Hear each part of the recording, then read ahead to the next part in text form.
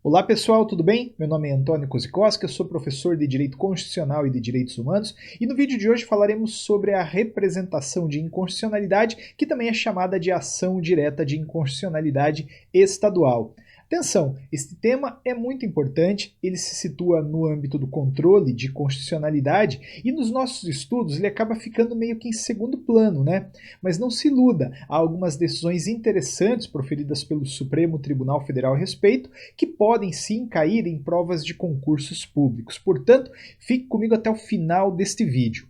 Antes de iniciarmos a explicação, eu peço uma gentileza. Se você não é inscrita, não é inscrito, te convido a se inscrever no canal para não perder os 3 vídeos de Direito Constitucional que sobem toda semana. E também se você puder deixar seu like, comentar, compartilhar, isso ajuda muito, muito, muito o canal que está só no começo.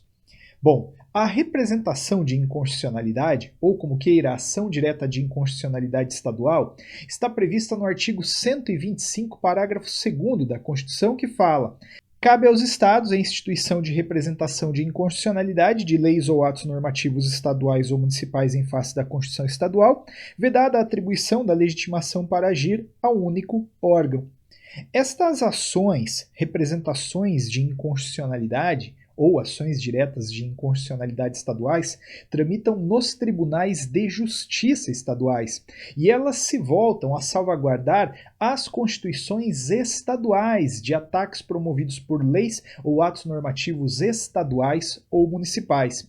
E atenção, não esqueça, estas ações se inserem naquilo que chamamos de controle concentrado de constitucionalidade. Antônio, mas eu achei que apenas o Supremo Tribunal Federal no Brasil desenvolvesse controle concentrado de constitucionalidade. Olha, apenas o Supremo Tribunal Federal faz esse controle concentrado no que tange à defesa direta da Constituição Federal. Agora, para defender as constituições estaduais, há sim um controle concentrado, desenvolvido no âmbito dos tribunais de justiça. E para, inclusive, você entender estas representações de inconstitucionalidade, vale a pena fazer uma comparação entre elas e as ações diretas de inconstitucionalidade genéricas que tramitam lá no âmbito do Supremo Tribunal Federal. Pois bem, a ação direta de inconstitucionalidade, essa que a gente estuda normalmente no dia a dia do controle, de constitucionalidade, está prevista no artigo 102, inciso 1, alínea A da Constituição, e tramita no âmbito do Supremo Tribunal Federal.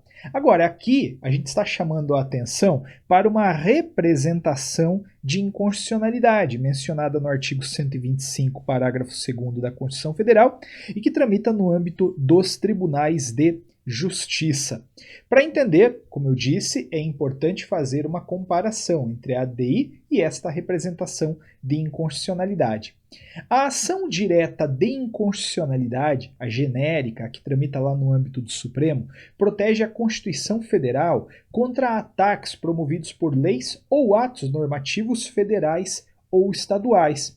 Compreendendo isso, você consegue sim deduzir a representação de inconstitucionalidade no âmbito do Tribunal de Justiça, fazendo apenas um alinhamento simétrico.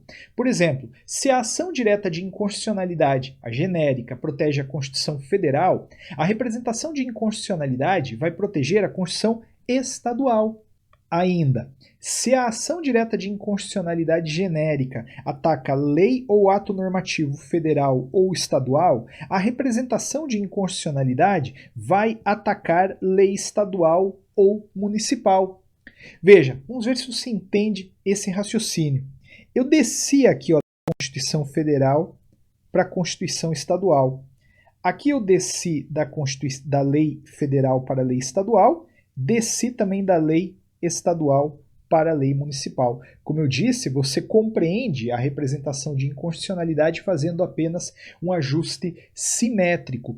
Então, esta ação, a representação de inconstitucionalidade, vai proteger Constituição Estadual de ataque promovido por lei ou ato normativo estadual ou municipal. E atenção, de acordo com o artigo 125, parágrafo 2º da Constituição, não podem as constituições estaduais atribuir a legitimação ativa desta representação de inconstitucionalidade para apenas um órgão, para apenas uma entidade. Por quê? Porque a própria ação direta de inconstitucionalidade, a genérica, aquela que tramita no âmbito do Supremo Tribunal Federal, pode ser ajuizada por um grupo de legitimados, grupo que vem consignado lá no artigo 103 da Constituição. Então, em síntese, se a ação direta de inconstitucionalidade, a genérica, é ajuizada por mais de uma pessoa, também a representação de inconstitucionalidade deve ser. Então, até aqui você tem a análise formal, o que é a representação de inconstitucionalidade, para que serve, o que ela ataca, aonde ela tramita. Mas para ir um passo adiante, eu queria refletir com você neste ponto. Vou apagar aqui para ficar um pouco mais simples de construir o raciocínio.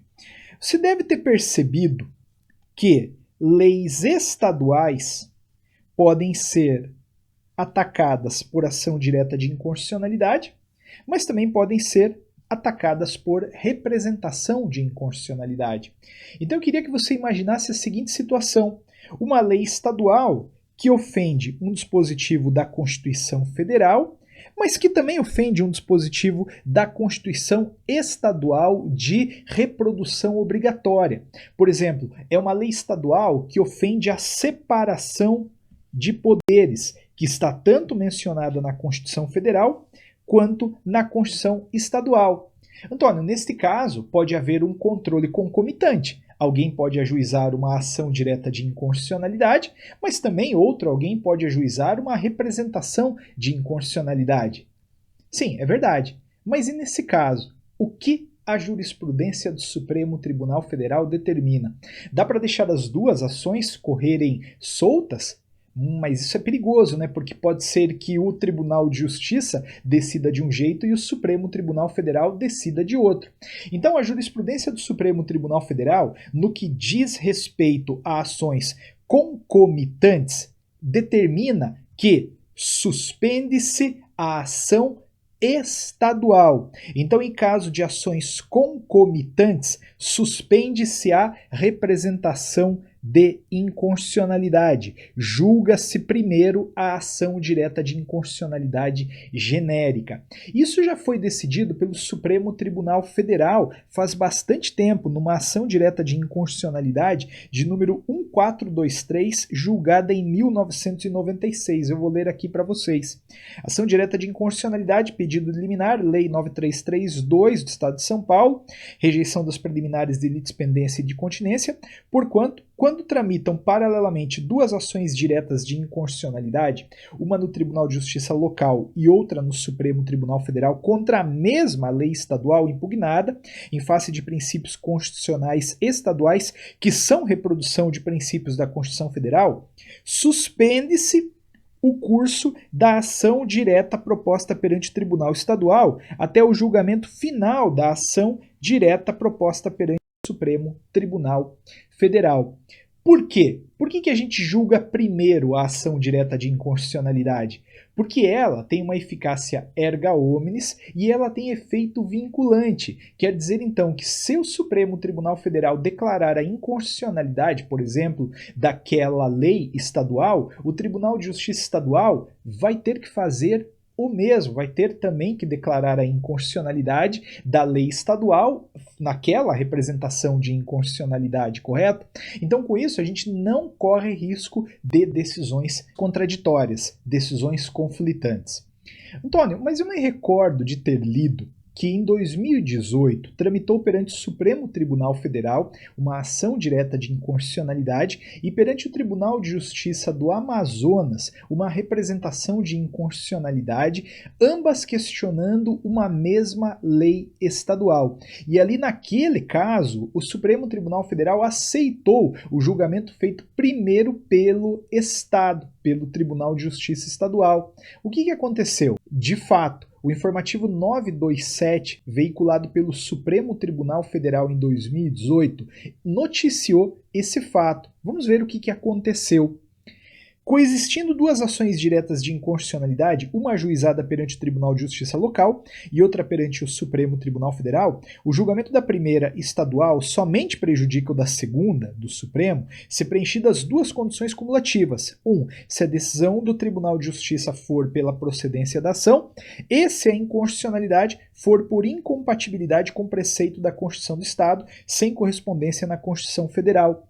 Caso o parâmetro do controle de constitucionalidade tenha correspondência na Constituição Federal, subsiste a jurisdição do Supremo para o controle abstrato de constitucionalidade.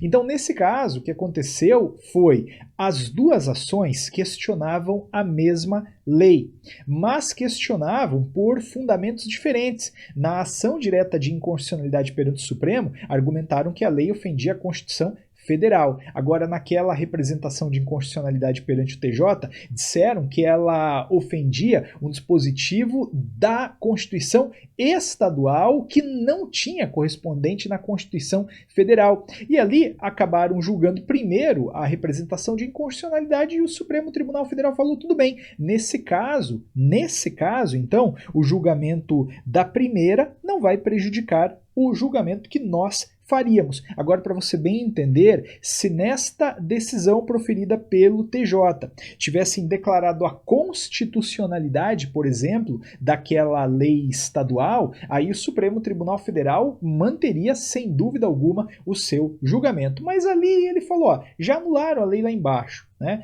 Lá embaixo estavam questionando outra coisa, uma ofensa não à Constituição Federal, mas à Constituição Estadual. De qualquer forma, declararam a inconstitucionalidade, acabaram com a lei, então para que a gente vai levar adiante o julgamento desta ação direta de inconstitucionalidade, não é verdade? Então, este é o contexto da representação de inconstitucionalidade. Espero que você tenha entendido. Não é um tema muito simples, tá? Mas com carinho, com jeito, você entende e se resguarda, porque isso, quando cai em prova de concurso público, o nível de erro é alto, mas não vai mesmo acontecer com você. Espero que você tenha gostado. Se esse vídeo fez sentido para você, diz aí o que você achou, leva também ele para alguém que você saiba que vai gostar, tá legal? Obrigado, galera, sucesso para vocês, até o próximo vídeo de Direito Constitucional.